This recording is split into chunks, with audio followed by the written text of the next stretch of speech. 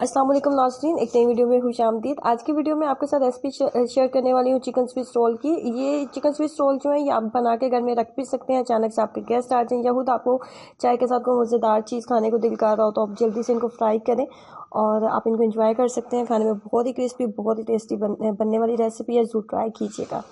इसको बनाने के लिए सबसे पहले हमें चाहिए चिकन। बोनलेस चिकन का हम इस्तेमाल करेंगे और इसमें हमने सबसे पहले लंबे साइज़ के पीसीस चिकन के बना लेने होते हैं। बहुत ज़्यादा पतले पीसेस जो हैं चिकन के हमें वो चाहिए। कितने पतले होने चाहिए वो मैं आपको बता देती हूँ।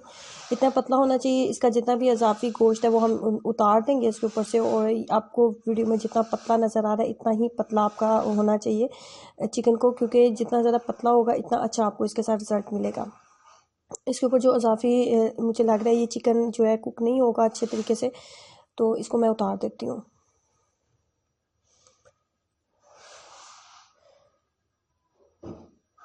इसको अच्छी सी एक शेप दे लेते हैं। जहाँ जहाँ से मुझे लग रहा है कि थोड़ा इजाफी चिकन है वो उतार देती हूँ ताकि ये एक अच्छी सी शेप में आ जाए। इसी तरीके से तमाम पीसेस हम उतारेंगे। मोटे साइज़ के आपने पीसेस नहीं उतारने, पतले साइज़ के उतारने। जितना पतला होगा इतना जल्दी कुक हो जाएगा और आपको खाने में बहुत ही टेस्टी लगेगा।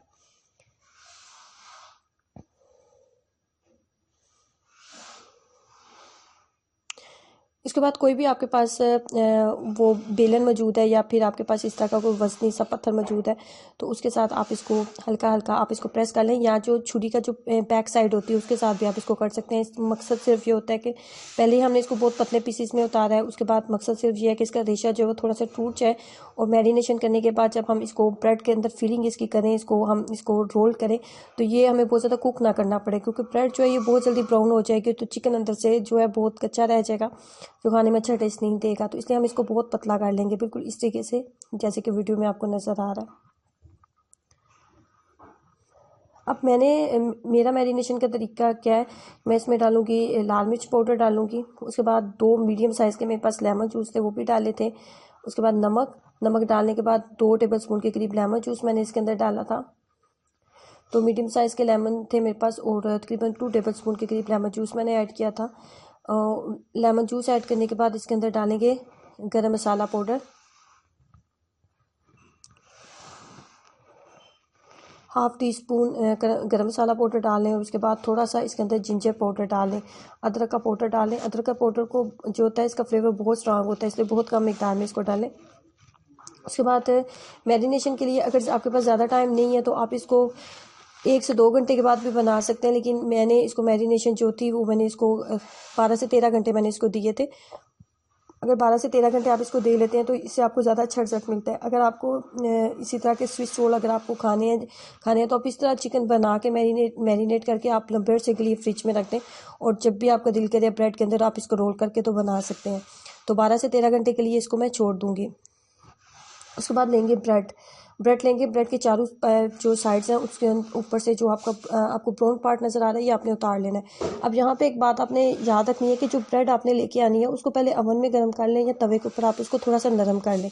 उसका फ़ायदा ये होगा कि जब आप इसको रोल करेंगे तो ये बहुत आसानी से रोल हो जाएगा।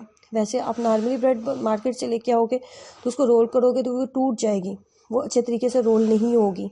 तो इसलिए तवे के ऊपर या फिर ओवन अगर मौजूद है तो ओवन में डाल के इसको थोड़ा सा गर्म कर लें, हीटेड कर लें ताकि ये बहुत आराम से नरम हो जाए।